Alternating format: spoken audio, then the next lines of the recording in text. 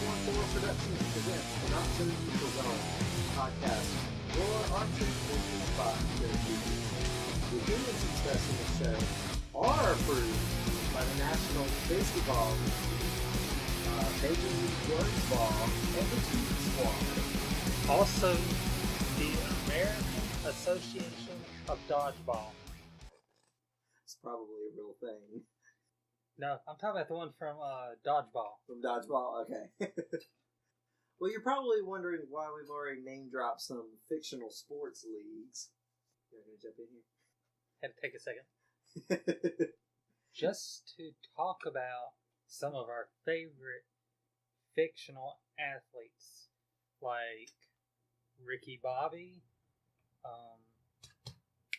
Patches O'Houlihan,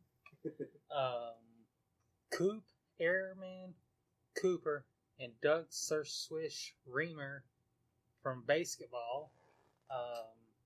Sorry, no Airbud on here. But Airbud. The first one was okay. The rest of them sucked. Yeah. Beating a dead horse there. There's nothing in the rule book that says a dog can't play basketball. Well, then apparently the school forgets to write dogs from other sports.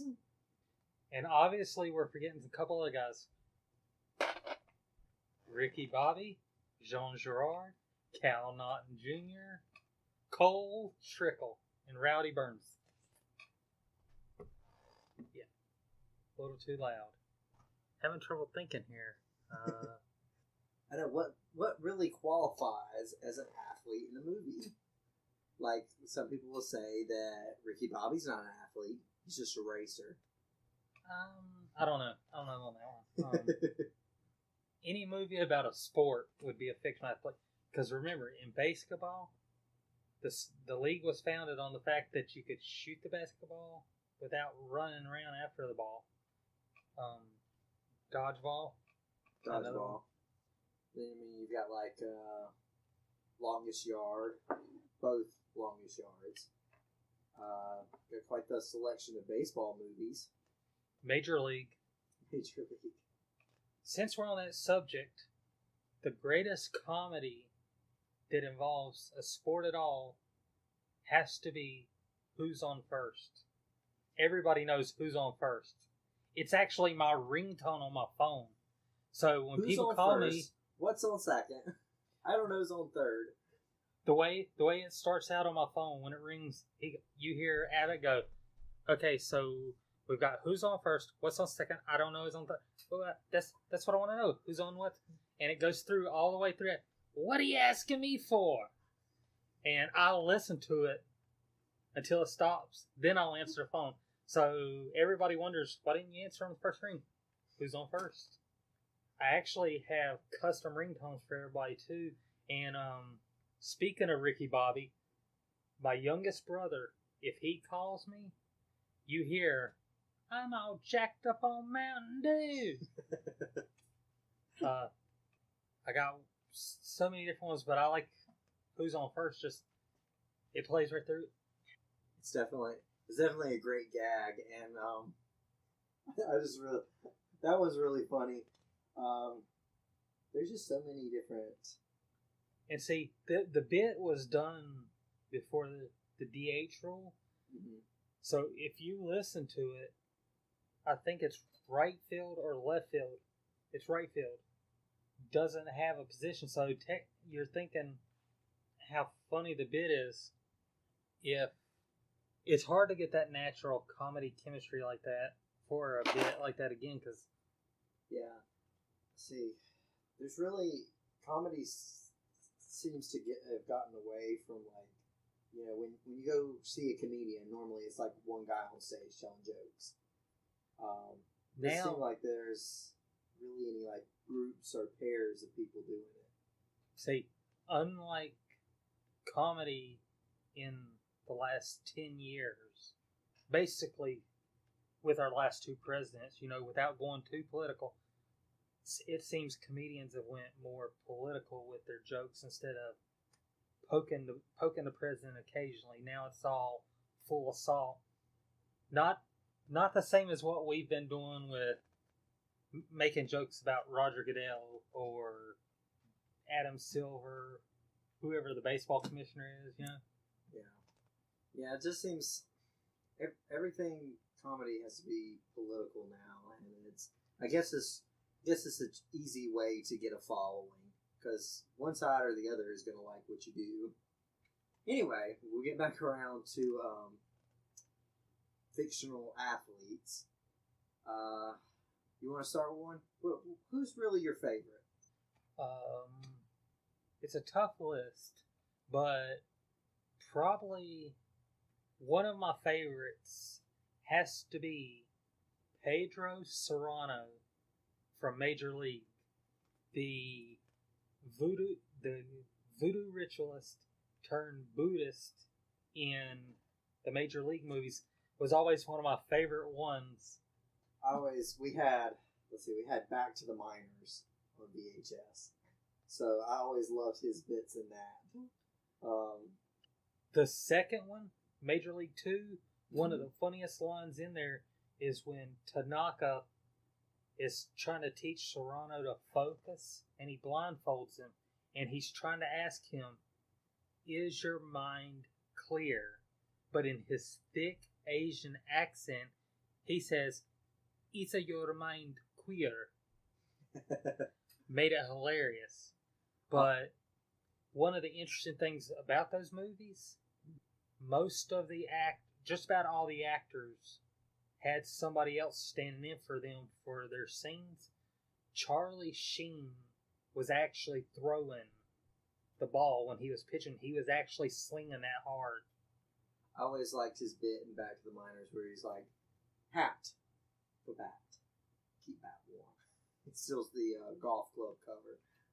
Or when Wesley Snipes as Willie Mays Hayes, running in his PJs outruns everybody. I mean, that's one of those movies I'm surprised they haven't did a reboot of, because it would be entertaining to see another one like that today. Even if it was a fourth one, it used to be good. I didn't really care for a lot of the characters in Back to the Minors. I only watched it because Serrano was in it and Tanaka. Yeah, that's like the first one I saw. So that was the bar, and then the rest of them, kind of nostalgic because that's one of the VHSs we had.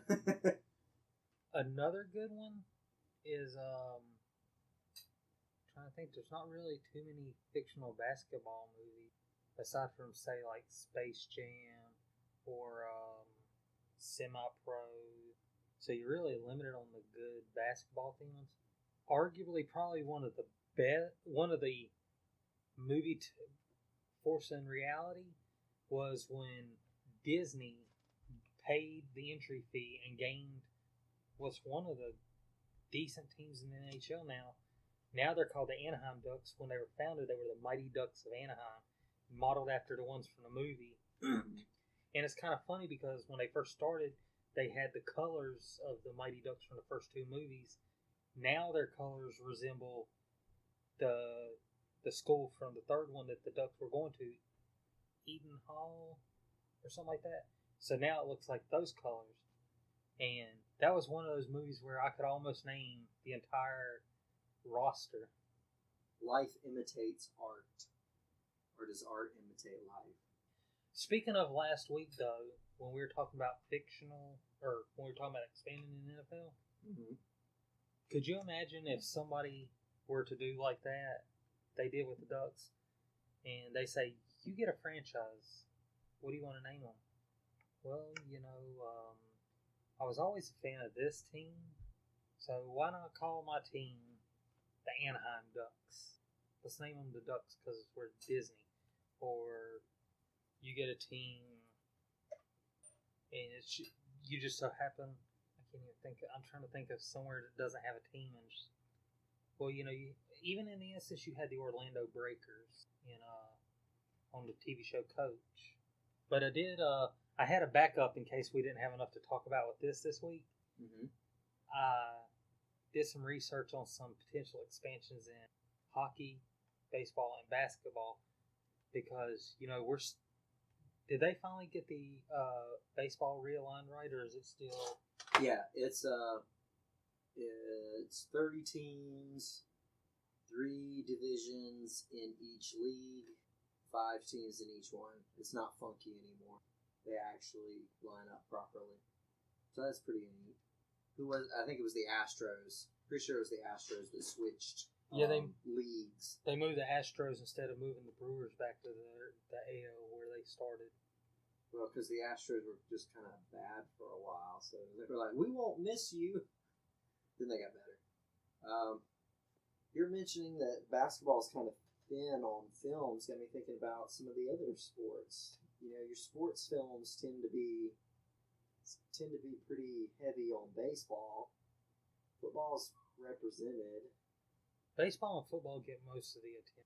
I mean, you don't even see that many racing movies other than I've got I think 4 Heart Like a Wheel about Shirley Muldowney, Snake and Mongoose about Don Perdome and Tom McEwen, 3 about Dale Earnhardt that ESPN did, and then Days of Thunder.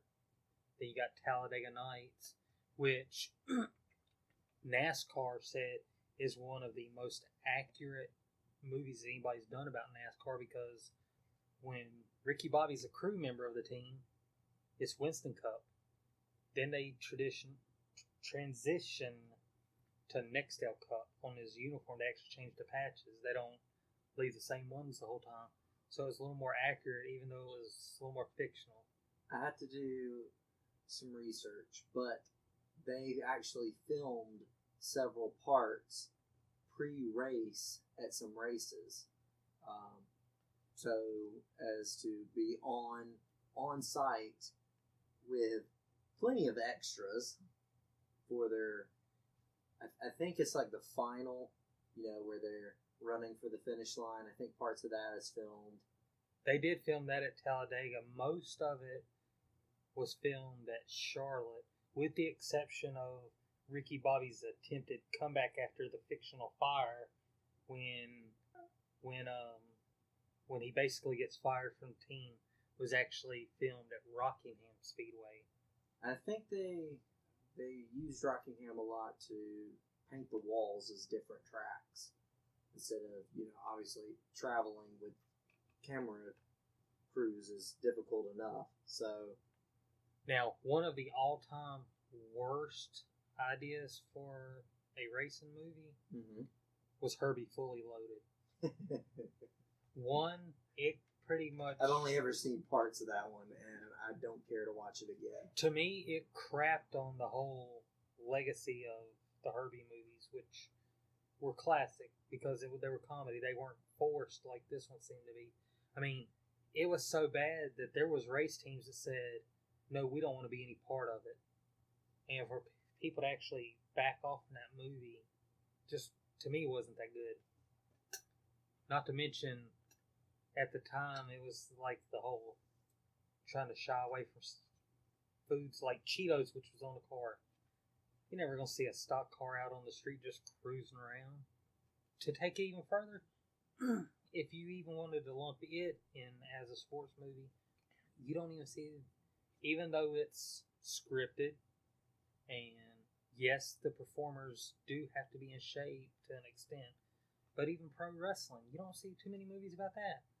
Well, I think pro wrestling is pretty much dominated by the WWE. So, in order to do anything on them, it's probably going to come from them. They're not going to have an outside source film that. So, I don't know. There's been a few. What is that? Nacho Libre. And Ready to Rumble. Ready to Rumble is still a good one. Even though it was a bad idea to try to bring the movie story into the real company, that was crappy. Now, I did have an interesting idea. Mm-hmm. I got the idea when I was reading something about Captain America Civil War. Okay, they drop teams. I know we're more like a sports-themed show, but it would be so funny to have, take a list of superheroes, get 1 or 2 more people with us, and do like a draft, kind of like a pick your own team kind of thing, superheroes. What would be the sport though? It would change based on the sport. Yeah. You know, if this is football, I'm drafting the Hulk for my defensive tackle position. You know what? Hulk is going to smash this out of that line. After seeing the most recent movie, you know, I gotta be hard pressed to go against maybe, I don't know, Drax or Thanos will be on top of my list. You know who you wouldn't go wrong for having as a wide receiver? Who? I am Groot. No stick 'em on him. He's just reaching out with stick full of him. Can we select dead characters? Because I want Quicksilver, you know, out of the backfield. I think he'd be a little too fast to bring down. And what is the extent can they use their powers? There are rules here to be thought about. There need to be rules. Thor cannot be a linebacker and use lightning to stop somebody in their track. Iron Man, yeah, he's gonna have to be coach. He can't play. No enhanced suits. We're gonna play some baseball. Wanna come?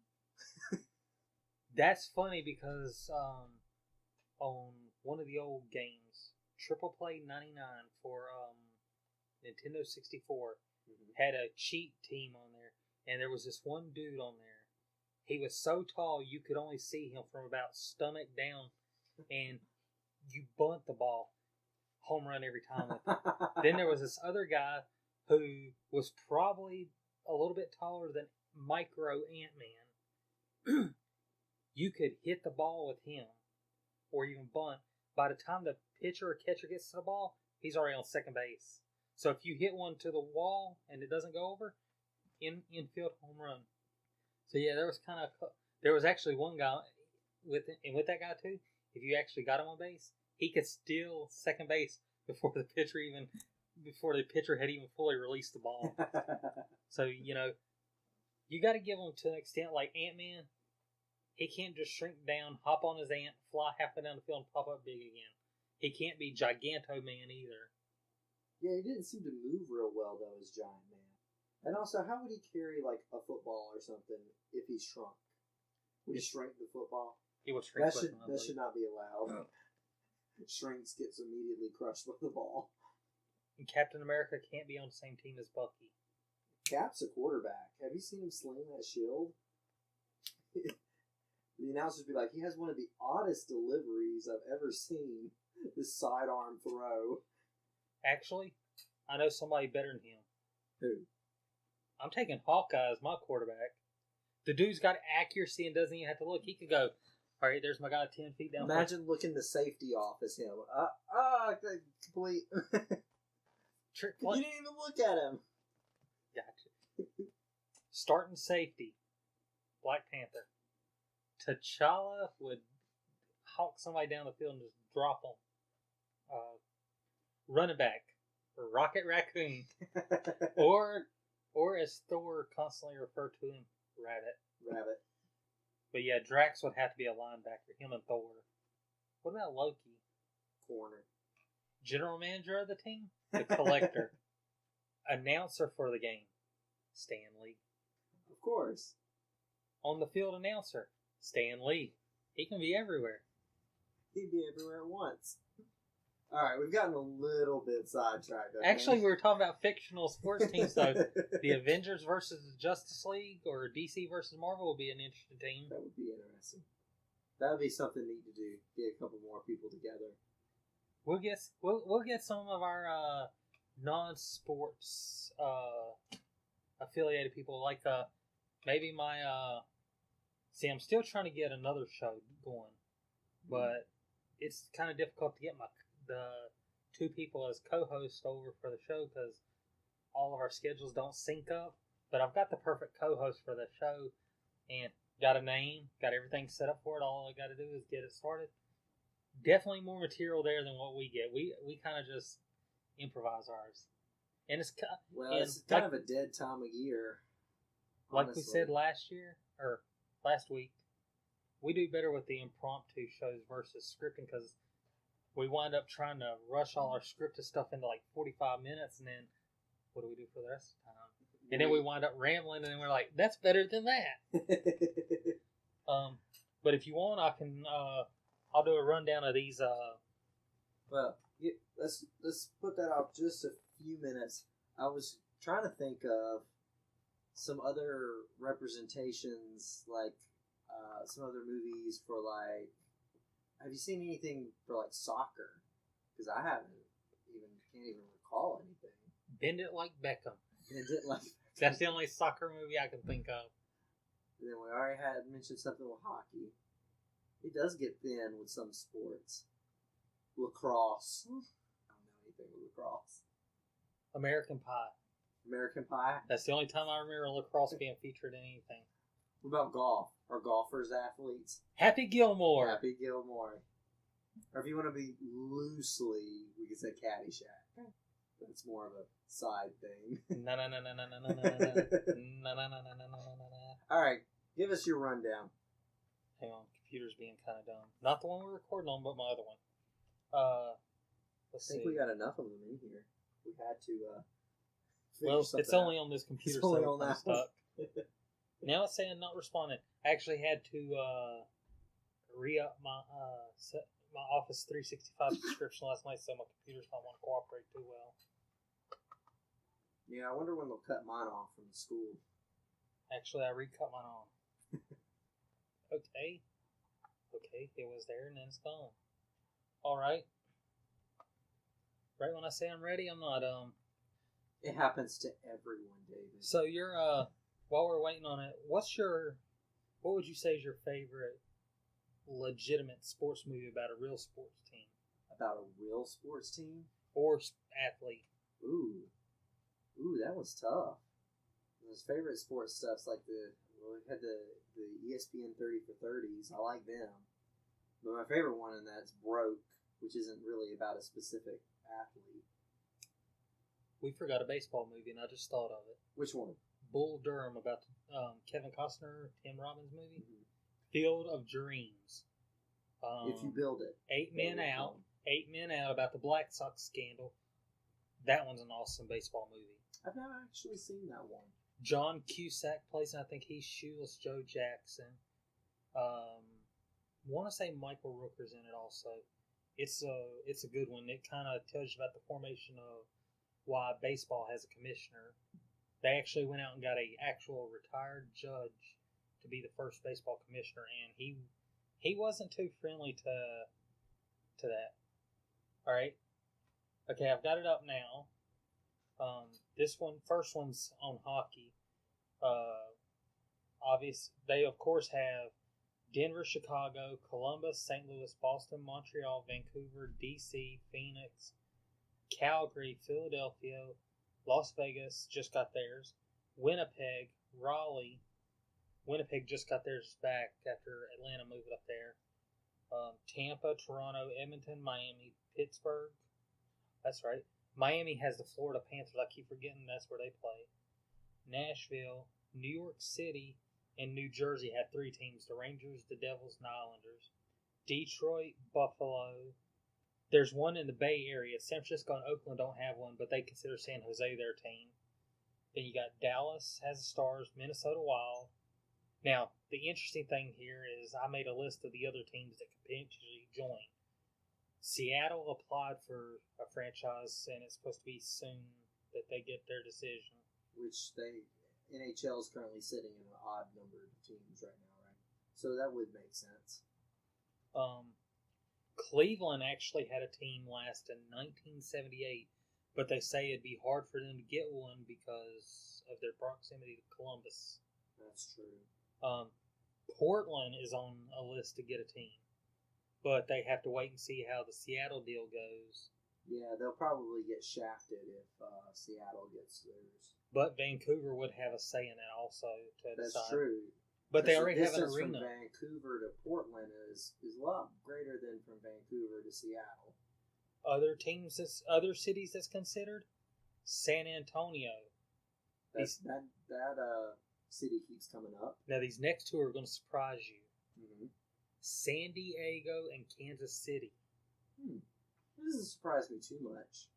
They're sizable cities. Now, Kansas City last had a team in 1974. Also on the list that I put on there, I think can get one. Cincinnati last had a team in 1979. Then the last one, Atlanta, get in the threat. Now, interesting enough, the Calgary Flames started out in Atlanta, then moved to Calgary. The Thrashers are there, they moved to Winnipeg. Now, our next one that was interesting, and we're going to kind of just hit on them instead of just nailing them down, but in the event that the 30-team NBA decided they wanted to add teams, on my list, I got potential teams are, I'm going to be beating a dead horse here with all three of them. This is for NBA, of course. Kansas City last had the Sacramento Kings before they moved to California in 85. San Diego had the Rockets last in 71. Vancouver, the former Grizzly team. This is another one that was affected because if Seattle gets one, can Vancouver hold one? Mm-hmm. St. Louis, Spirits of St. Louis, 88 team. The Sonics, they've been pretty much all but confirmed. They would be the 31st franchise if another one got one. An interesting fact about that is Seattle does still hold the rights for the Supersonics. Now here's so that would be, if they come back, that would almost definitely be the name. Then I got a couple of interesting ones that a couple you're going to be surprised on. Louisville is on a list. They have 2 arenas that they can play in that city. So they're on a list. Buffalo had a team. They never played. Cincinnati had the Royals in 57. Pittsburgh, the Ironman. Now, this one is number 3 on a list in the NBA to get a franchise. Mm-hmm. And we've talked about them in football. Mexico. They said Mexico does have interest for it, but it's finding the right owner for the team to get. I think football's become too big to do stuff like that, but I think NBA's right at the right size. And, you know, some of the financial difficulties could be eased if it was an NBA team trying to do it instead of an NFL team. Because you don't have to build a $2 billion stadium in Mexico. Now you're looking at a significantly cheaper arena. Honestly, I'm glad you said that because it makes me think that that's a lot more likely. And it seems like they've got a following down there. Well, the success of the Vegas Knights opens up the possibility of Vegas. Mexico City could probably get Roger Goodell to forget about London for a little bit. Now, I got a shorter list when it comes to baseball. Yeah, baseball has some specific requirements. The Indianapolis Hoosiers played in 1914, but yeah, that's way back. The first city in North America that should get a baseball team before anybody should be Montreal, since they lost the Expos. Yes, it is. But Charlotte's been discussed because at one time baseball was going to try to get the idiot that owned the Marlins before Jeter's group. They tried to get them to move the team to, they were going to offer them a deal if they didn't get a stadium in Miami to move to Charlotte. And in case, I don't know if you remember it or not, but that's what took the Knights, Charlotte's AAA White Sox affiliate. It was took them forever to get a stadium downtown because there was this one guy that kept suing to block it, trying to get a major league team instead of a minor league team playing. Have you been by the stadium down there? Have you seen it? It is nice, but it's definitely not large enough for a major league team. Oddly enough, with as close as we live to Charlotte, I have only been to Wait, I take that back. Yes, I've been to 2 of the 5 buildings in Charlotte that house a sports team. I've never been in Panther Stadium. I've never been in BB&T Field or Park, whatever it's called. That's what it's called. I've been in Spectrum Center twice, both times when it's Time Warner Cable. I've been in the old arena where the Hornets played before the Bobcats got theirs. I've been in the Bojangles Coliseum, but actually, honestly, I've never been to Charlotte for a sports event. And I've only actually been to one sporting event in the state of North Carolina as far as like outside of motorsports. And that was when I went to Wake Forest to their field to watch Salisbury High School play for their state championship game. Well, I'm getting ready to go to another Panther game this fall. Cincinnati Bengals are coming to town, so I'm going to go to that one. The Cat Bowl. Huh? Cat Bowl, yes. But the BB&T ball field is like 2 blocks away from Panther Stadium. It's nice. Might go to a game at some point there if it ever works in my schedule. Would it not be insane to be able to do like a recording, come back, throw it on here of us just at the game? I don't know if we can do that though, because we have that strict language policy, you know. Yeah. Probably no video recording. Definitely. I'm sorry, Jacob. I lied. Mm-hmm. I've been to a couple sporting events in this state. All of them, of course, at the Intimidators. I actually, crazy enough, the first sporting event I went to was the Piedmont Phillies played the Asheville Tourist, and that was, I think I was in middle school. So it's been 20 years, over 20 years. First time I went to a Intimidators game last year, year before that. Of course, it had to be one of the coolest nights. It was Star Wars night. Now, I've told you the story, right? Mm-hmm. It's funny. I get the tickets from your girlfriend. Yes. Which, on Star Wars night, and it's funny, at the time they said we're getting ready to do Star Wars trivia. My son decides he has to go to the bathroom, so I walk the kids to the bathroom as they're coming back. We're standing kind of off to the right of the press box, I guess is what you want to call it. And they said, get your phones out and start tweeting. All right. They start asking the questions. I'm flying through all the answers. Before the guy could even finish the answer for the last, or the question for the last one, which the answer was R2D2 and C3PO, I answered it, hit tweet, get back to my seat. My phone goes off. I won. So I go up there, get this Darth Vader pancake waffle maker or whatever, the little Boba Fett koozie, which I think is over here behind me somewhere, and the trilogy of the Star Wars. My wife, it's funny because I get back, I'm sitting there and I said, I'll be right back. She goes, where are you going? I said, I won. You did? Yeah. I was probably the first one to tweet. And that was actually a good streak there because that was 3 years in a row I won something from somebody. One was I won a Twitter contest for one of the drag racers. He had a thing where you just like him, his team, and you just retweet. Well, I got a notification, and the guy's out of Texas. I took the hat, got it signed about 2 years ago. But we went, me, wife, one of the kids, went, and as we're walking through the crew, somebody goes, hey, check it out. What's that Harlow Salmon shirt doing all the way up here? I walk over, start talking to him. Every time I go to the races, and I pass by, still got your shirts? Yeah, they're at home. I joked with him last time I was there, but they hadn't had them made up yet because he switched from a black car to a silver car.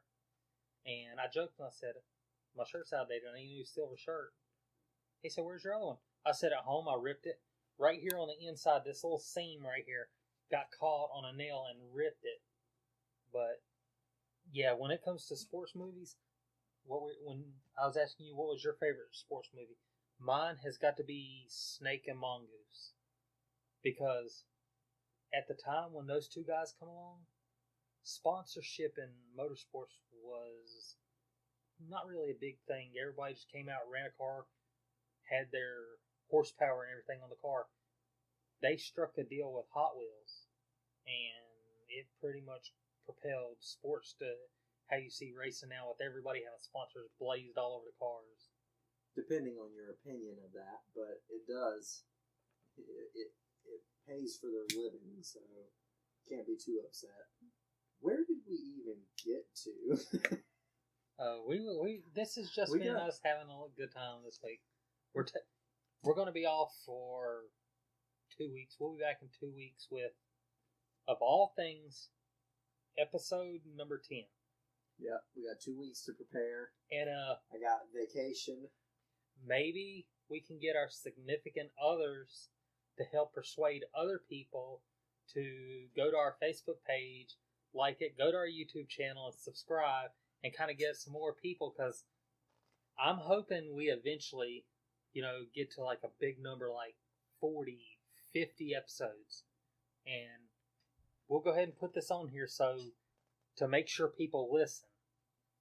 Once they have listened or subscribed, and we can check who subscribes to our channel. Once we get 50, or would you rather do 100?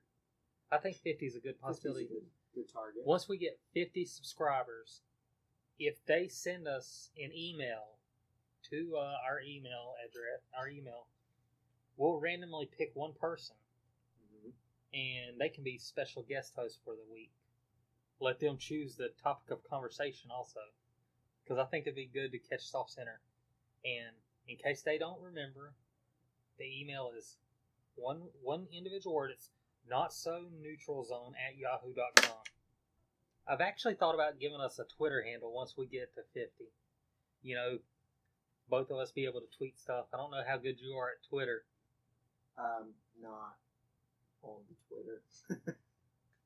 Actually, Twitter is more reliable when it comes to getting news alerts than, say, ESPN, because a lot of times athletes, like, I saw a thing come in on Twitter, and right as it did, Bleacher Report, ESPN, and Fox Sports all sent alerts saying that Richard Sherman signed his deal with the 49ers. Yeah, so, I mean, if you're, like, a big football follower, I mean, you got, like, Adam Scheffner, and you're following him on Twitter, because he's usually got a big break. And then you usually follow, like, some team-specific guys, and then... I've had mine probably maybe 6-7 years, and my Twitter account is now, I follow a lot of people, so when I send something out, it goes all the way. 1582 is how many I follow. I have 175 followers. At one time, I was up to 200, but a lot of them were like those spam accounts, so I kind of block report.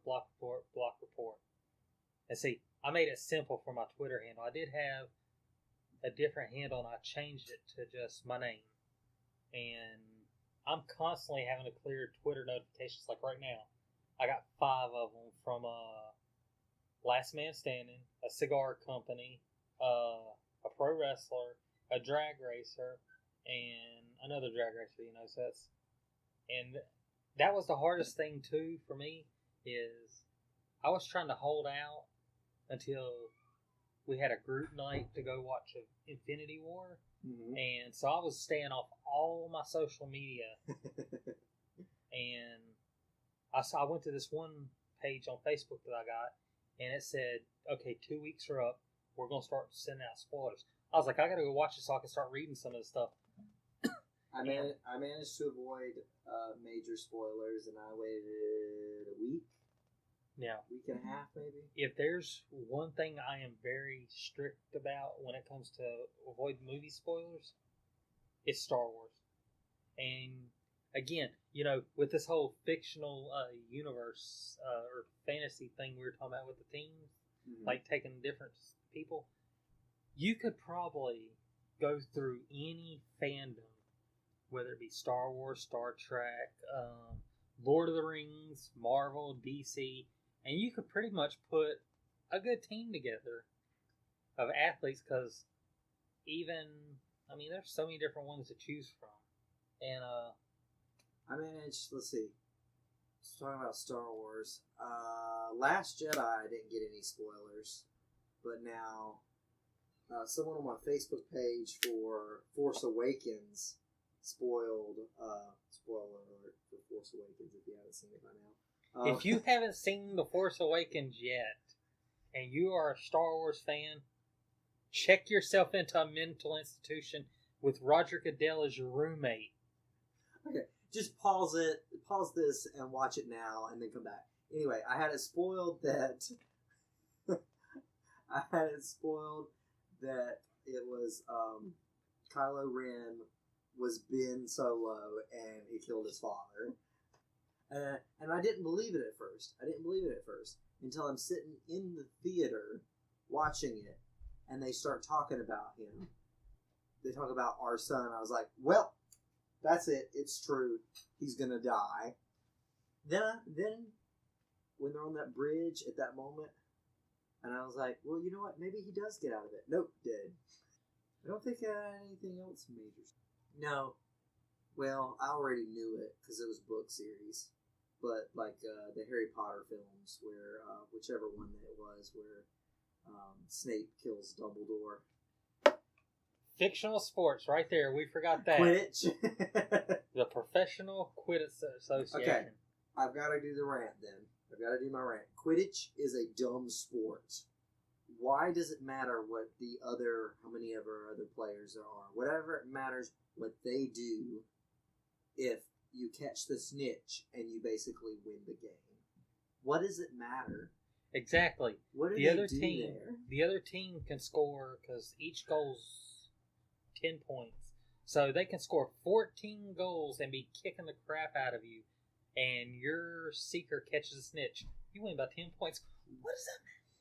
What's going on here? It's just the rules are made up and the points don't matter. So now we're talking about whose line is it anyway? I love whose line is it. The show where everything's made up and the points don't matter. That's right. The points are like Narcan at Charlie Sheen's house. Completely useless. Kind of like on here. We should start awarding points on here. Okay, if that's the case, I'm taking 1,000,000 points away from Roger Goodell for the bad joke at the NFL draft. You better keep a spreadsheet of this. And instead, I'm going to give those 1,000,000 points to charity. Which charity? It's got to be a good one.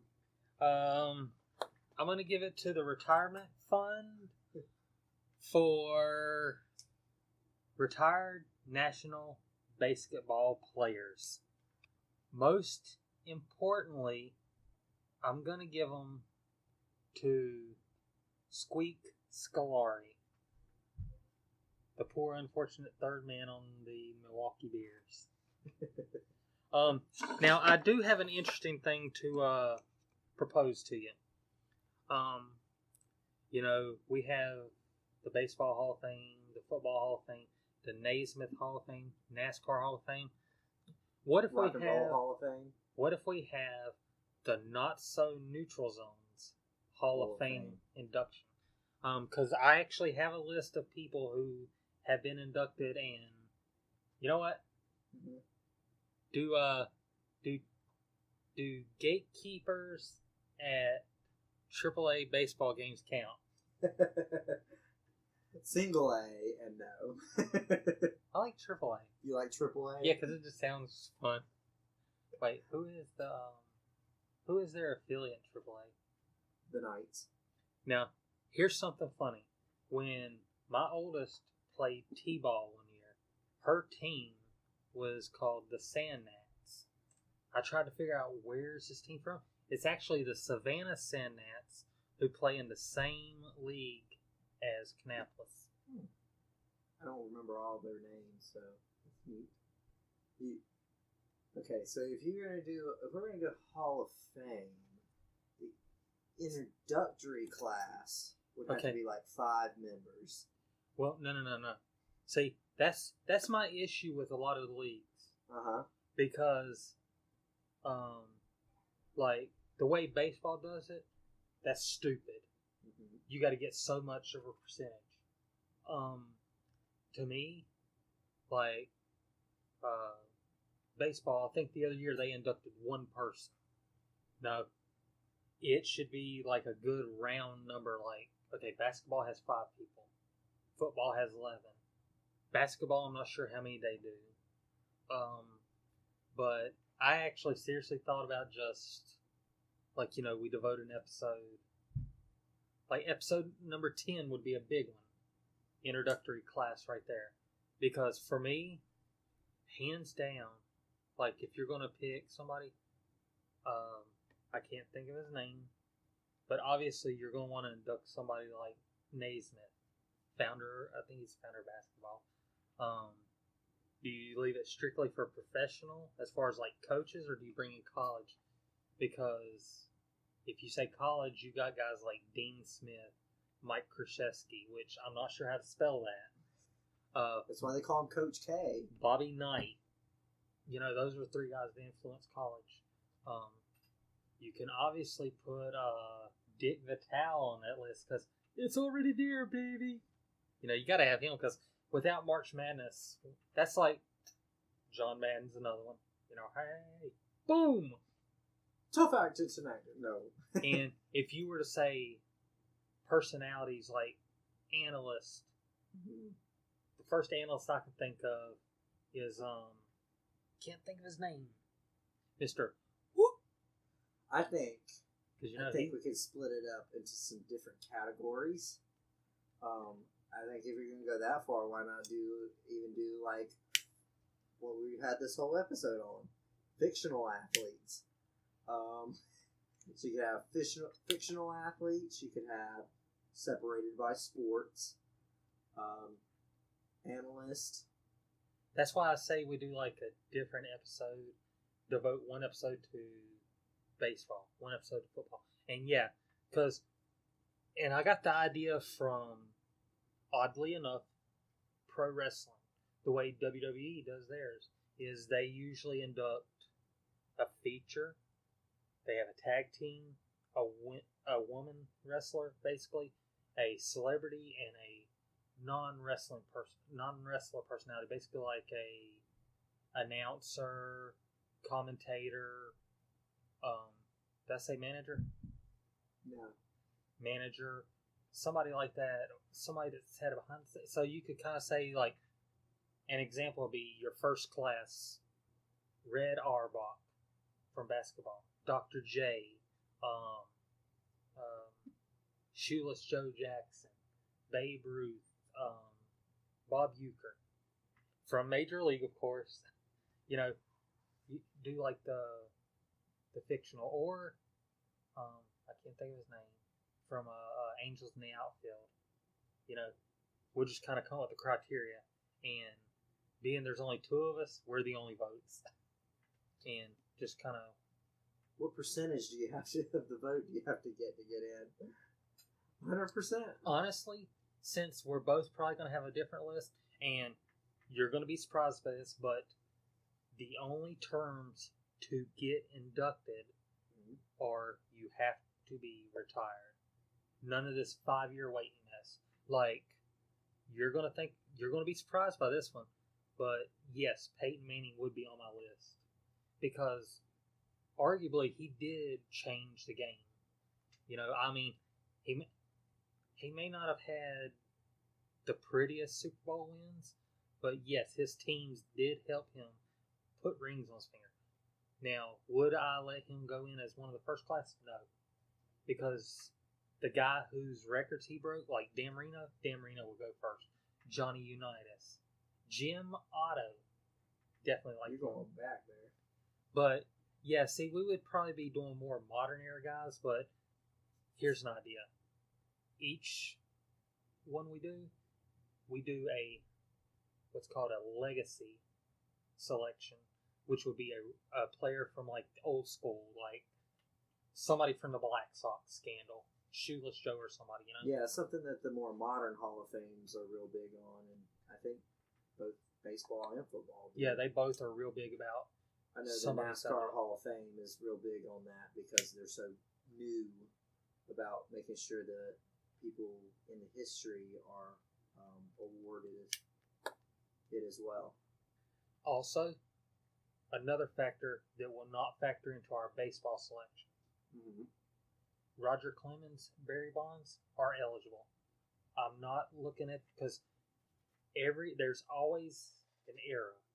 They just happen to play in what everybody labels the steroid era. Yeah. And Pete Rose is eligible too. Pete Rose. I'm going to go ahead and put it out there. I want Pete Rose. I'm going to select Pete Rose. And, like, first thing we need to do is figure out how many do we want to put in each class. You know, how many do you get? How many picks do you get? How many picks do I get?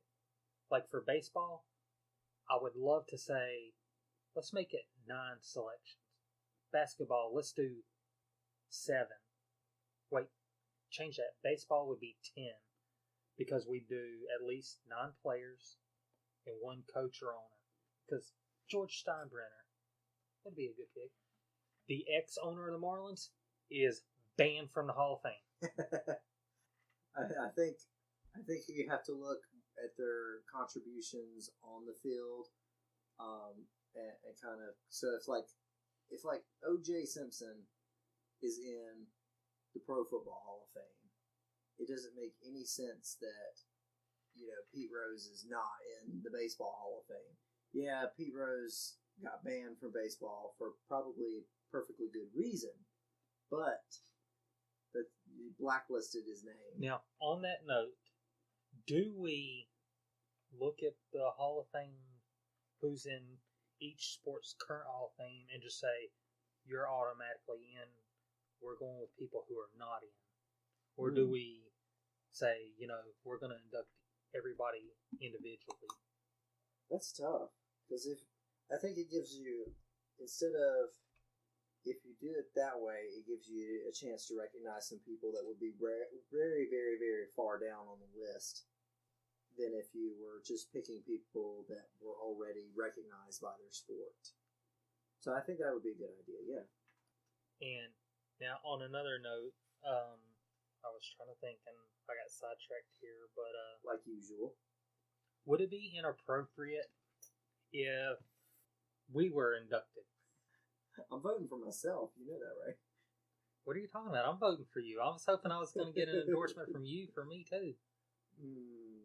Your on the field contributions are lacking now.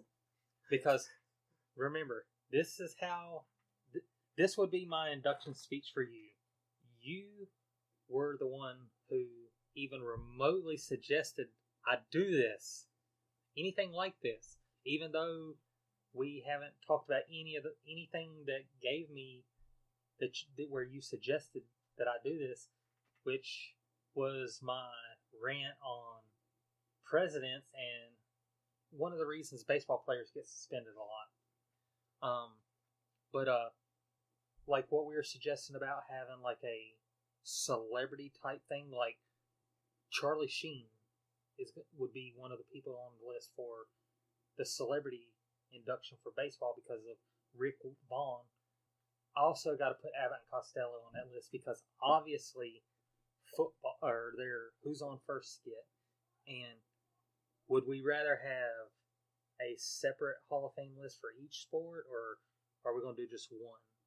Because I think it'd be better to do them separate. That way, we can kind of go back later and say, well, who's the top 5 people in our Hall of Fame? That's true. But obviously, like with football, Adam Sandler's on that list because Bobby Boucher, Paul Crewe. What about guys like Bill Goldberg? He's a pro wrestler, but he also played football. I would lean more for him for the celebrity endorsement. Yeah. And do you include guys like Michael Vick on the list? He may not have had the most remarkable career. He certainly had off-field issues, but at the same time, he was a different type of quarterback than what we've seen. He definitely. I think he deserves it alone for the reason because everyone always wanted him on their team in Madden. He was on my team in Madden. He was on my team by default because I usually played as the Falcons, except for that one time that I did what I mentioned in one of our older episodes about the career mode thing where it transferred my player and I wound up starting with the Bengals. My contract was up and the best contract offer came from the Colts, but after not really getting too much attention there, it's like I want to go somewhere else to play. But yeah, there was one achievement on one of the Madden games where you had to have a player play injured. And I was playing as the Falcons. Vic got hurt. So he was on injury reserve, but he was still on my roster list. I put him in to hold the ball for the kicker to kick the field goal for one play to get that achievement knocked out. But, you know, yeah, you can certainly look around. And then we got to make sure we don't blur the lines on they were an athlete, but they transitioned to acting. And where do you draw that at? Like, Bill Romanowski was good for both. The only thing that concerns me about the Hall of Fame thing is we're scripting shows, so, you know, but the good thing is if we sit there and say, you know, this is how I think we can, and we can do this after we finish recording too, we can kind of get a little more details hammered out, but like make a list of who we want, like our induction, email it or text it together, kind of look at it and, you know, kind of compare, and whoever we have the same, that's who's in, for sure. Then, if, say, I send you a list of 12 guys for football, and you look at mine and I look at yours, and we have 9 players on both lists that are the same, those 9 automatic in. Then we look at the other, what would that be, 6? And one guy from each list that one of us picked that the other didn't, gets in. The other 4, you're going on the next ballot. Yeah. And if we do like we normally have been, like 4 shows, or do we, you know, say, well, every other month we're going to do our Hall of Fame thing? That would probably work. You wouldn't want to do it too close together. Like, for me, also on that list, we would probably put the 72 Dolphins, the undefeated Patriots team. You could probably say, well, they're not like Brady. The undefeated Patriots go in. He's not in. Just the team for that season. Because, you know, like on Madden, they'll give you a list of some of the best teams in franchise. Unfortunately for some teams, like that one team that plays in Ohio, I don't think they have too many Hall of Famers. Now, obviously, you're going to say Al Davis deserves in, Don Shula, but as far as your celebrities, who has influence? Jack Nicholson, Mr. LA Laker. Let's let him in. Sorry, Justin Bieber, you're on that list also of banned people. Because nobody goes to an LA Laker game and sits in like the first 5 rows and texts on his phone while his girlfriend is more entertained by the game than he is. It should be the roles reversed, you know. Can't really think of too many. I'm going to also choose to put Barry Pepper on the list. Okay. As far as like a celebrity inductee, because he played Dale Earnhardt in 3. He played, I think it was Roger Maris in 61. Now, Bonnie Bedelia, who played Shirley Muldowney in her movie, no, because they said she was a pain to work with. But yeah, we certainly, even though he's not high on my celebrity list, because we're obviously going to do one for racing too, you know, because Mark Martin's instant Hall of Famer. We were talking about him earlier. Yeah, we were. He probably set the bar for the argument: are motorsports, auto racers, are they athletes? Compared to how long that man drove, yeah, he's an athlete. I mean, look at some, you know, used to, the average motorsports driver's career was over at 40. This dude was racing, I think, at 45. Matt Kenseth, Kevin Hart, they're in their 40s, you know? Yeah. But definitely going to nominate Jacob Smith for the Hall of Fame. Like, wow, thanks. Your name was not on my list, like, at all. I endorse Jacob Smith for the Hall of Fame. That's nice to get another endorsement. You gotta be like a real politician. You gotta like drag my name through the mud during the primaries, and then when you inevitably lose, you have to be like, "Oh, this is my great friend." After you stood up there and said bad things. I tell you what, that Jacob Smith ain't worth the dirt he walks on. But I do like his policies. We promise not to get too political. What do you think about him? Oh no, he's not that great. What about you, Herbert? What do you feel about him? I want a popsicle. Oh dear.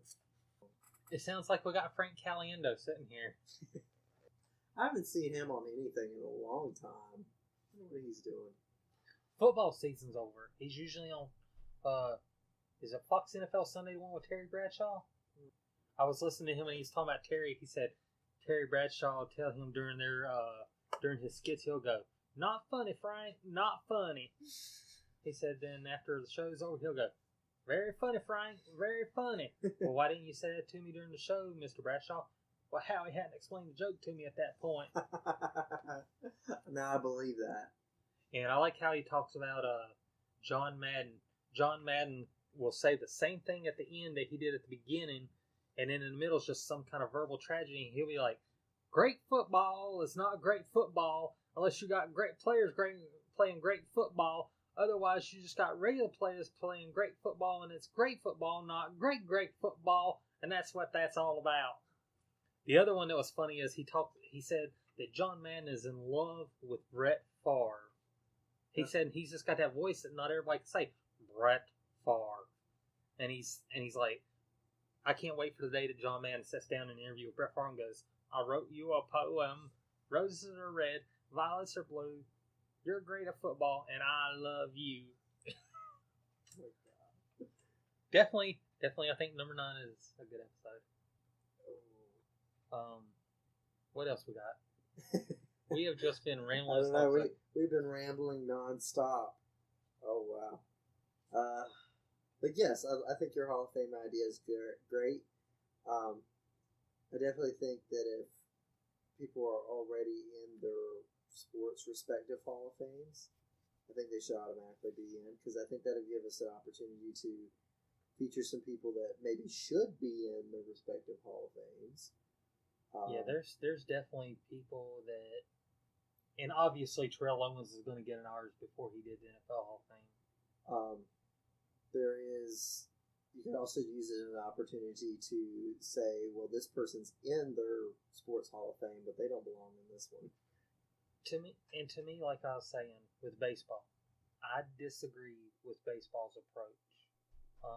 Now, obviously, with each one of ours, it's going to be restricted to professional level. And unlike baseball, where they make you pick who's on the plaque, no, it's... Oh, you're on the plaque. Because, I mean, you got some guys who you could say they don't deserve to be in the Hall of Fame because at this point, no. You know, like, obviously on my list, you're going to see Desmond Howard's name. Not everybody knows who Desmond Howard is, but he was the Super Bowl MVP of Brett Favre's sole Super Bowl win. He's also the only return man in the history of the NFL to be awarded the Super Bowl MVP. Another guy that's going to be on my list, Chuck Howley, linebacker for the Dallas Cowboys, only man to ever get the MVP and be on the losing team. Which, to me, that to an extent is deserved. You should get the MVP because, I mean, if you are playing for, I don't know who your favorite baseball team is, but if you're playing for somebody that you want to expect, okay, there you go. Say you're playing for Colorado in baseball. You are up against the Tampa Bay Rays in the World Series. Okay, unlikely, but okay. Your Tampa Bay wins the first 3 games. You are on Colorado. You help Colorado win the next 3 games to force a Game 7. You hit 2 home runs in Game 7, but Tampa Bay wins the World Series. To me, you could be the most valuable player in the entire series because you're the only one that really made a big contribution. You deserve it. That's fair. That's a fair point. And I think it's now kind of an unwritten rule that the MVP comes from the winning team. You may not necessarily deserve it. I'm also going to put somebody else on the list that just recently retired. Okay. Ichiro, definitely on that list because... Ichiro, I mean, if he had come from Japan earlier, he'd probably have almost 4,000 hits. And his retirement thing's not really, from what I hear, it's not really official yet. Yeah, because I saw something as soon as it was announced. His agent said, "No, he hasn't officially retired yet." So the retirement's been announced, but the paperwork hasn't been signed. And I just saw where a baseball player announced his retirement. I think at the end of this season that he went out and blew away the other team, showing that he's still relevant. Now, other guys we could consider for the list: Bernie Mac from Mr. 3000, Tom Selleck, Mr. Baseball. Definitely anybody who played in the Major League movie. Tom Berenger, is that his name? Right? The one that played the catcher. Do we give a nod? Do we give a nod to Rube Baker? You know him, Major League, back to the minors, the catcher, the one that couldn't throw to second base. Sure, give him a nod.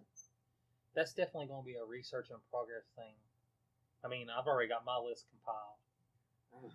I actually have to put in some effort.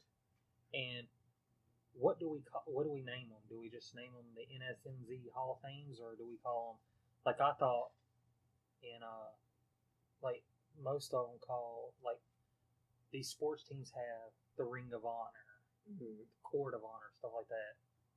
Who gets in, who don't, you know. I'm sure it'll be up for debate. Definitely a good list. And unfortunately, sorry to the soccer fans, but I don't think either one of us is well versed enough to start nominating soccer guys. David Beckham, that's about all I know. David Beckham, Pele, Wayne Rooney, Carlos Valderrama. That's my extent of soccer. Oh, Hope Solo. That's about all I got. Mia Hamm. Which one's the one that caused a stir by taking her shirt off at the end of whatever that was? The World Cup or something? I think her name was Abby something. Okay. It's not like she had anything to show anyway. Easy. I'm gonna be careful. We may have some listeners who are not or should not hear that kind of stuff. And congratulations, Jacob. We've only got a few minutes left before it's over, but you didn't say any bad words this episode. I almost did earlier, and I had to catch myself. Actually, I think I almost did twice. Now, you didn't do like Des Bryant and drop yourself, did you? No. It was not a catch. Not a catch. Incomplete. But yeah, before we start doing any induct or anything, we'll come up with like we'll lay out the some ground criteria. rules. Yeah. Like I feel no more in each sport than maybe 10, 11, because we're gonna say like maybe a cutoff will be 9 or 10 for solely athletes, one for that'll work. We'll do like coach, or in motorsports case, crew chief. Then we have an owner, and then we'll do like a celebrity. And there's one person I just thought of who's going to probably wind up in multiple Hall of Fames. Who'd you? Burt Reynolds. Because he played Nate Scarborough in Adam Sandler's Lone Shark. He played Paul Crewe in his version of Lone Shark. And he was Stroker Ace in the movie Stroker Ace. We'll even put Kenny Rogers in there because he played in the movie, I forgot what it's called. Looks like we're getting ready to head out. Got 30 seconds. Anything you want to add? No, I think, when are we going to be back here? Before we hit it, if there's any moms listening, happy Mother's Day. And before it starts the music, congratulations, Jacob. You're done with your first round of college. Yay! Woo! It wasn't. Do you have any congratulations you want to send out? Nope. And I think you got a number one salute from a fan that's listening. Alright, thank you everyone for listening to this episode of the Not So Useful Zone. Check out on the Facebook page, YouTube channel, email, Telegram, I guess. And since he forgot, I'm going to say on their good side, congratulations, Brooklyn. Have a great week, everybody.